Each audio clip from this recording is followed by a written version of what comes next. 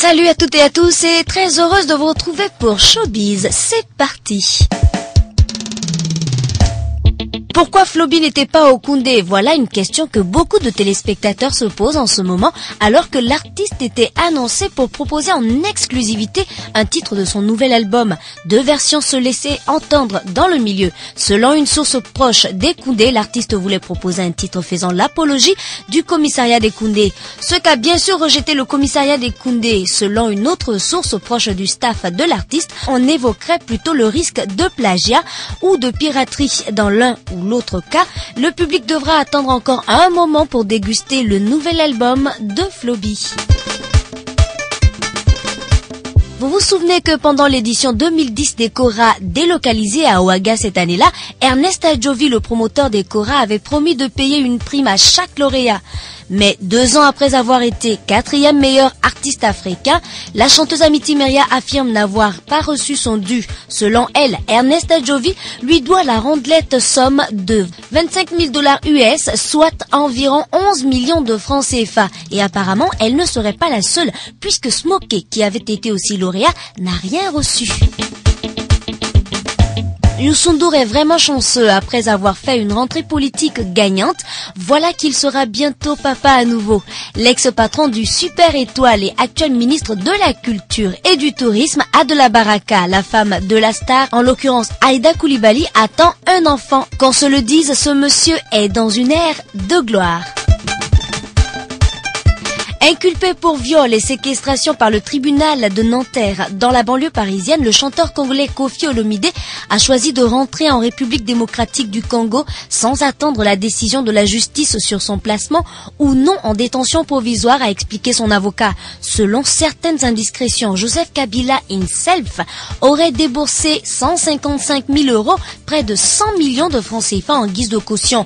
Koffi Olomide n'a plus séjourné à Paris depuis 2009.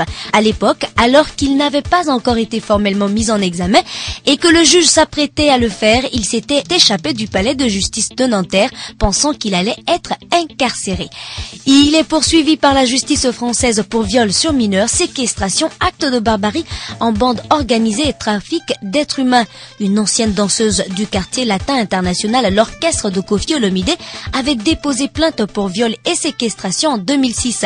2 ans plus tard, 2 autres ex-danseuses du groupe avaient fait de même. L'une des 3 était mineure au moment des faits dénoncés. Colonel Riel n'en croit pas ses yeux. Le jeune homme de 27 ans est actuellement à Las Vegas pour tourner son prochain clip Toi et moi. Comme n'importe quel touriste, l'interprète du tube Toutes les nuits prend le plus de photos possible de cette aventure et kiffe la vie dans la ville du péché. Entre pizza et casino, il ne veut pas rater une seule miette de son rêve américain et il le partage avec tous ses followers.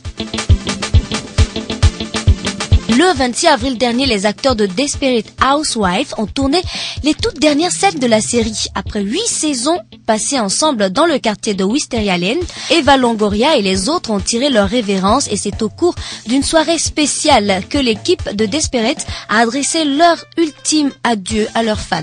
À tous ceux qui sont curieux de savoir ce qui les attend pour le grand final de la saison 8, voici un avant-goût de quelques secondes avec la vidéo promo des 2 derniers épisodes.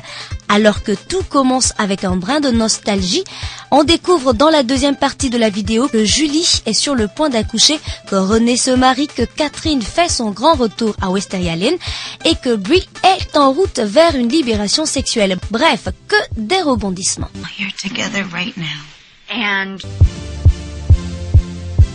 Et puis pour terminer, voici le top 5 des rappeurs les plus riches de 2012. En première position, nous avons Sean Combs alias Daddy, 550 millions de $. En deuxième position, Shawn Carter alias Jay-Z, 460 millions de $. Contrairement à Daddy et au reste du top 5, Jay-Z tire encore la majorité de ses revenus de ses activités musicales. En troisième position, nous avons André Young alias Dr. Dre, 270 millions de $. En un an, ce rappeur et producteur superstar a su doubler sa fortune. Quatrième position, Brian Williams alias Birdman, 125 millions de $. Les signes du dollar qu'il a fait tatouer sur ses dents en platine sont autant de signes de la fortune qu'il amasse. En 5e position, nous avons Curtis Jackson alias 50 Cent avec 110 millions de dollars. Le rappeur du Queens vaut beaucoup plus que ce que son nom ne laisse présager. C'est sur ces belles sommes qu'on se dit bye bye et on se retrouve la semaine prochaine.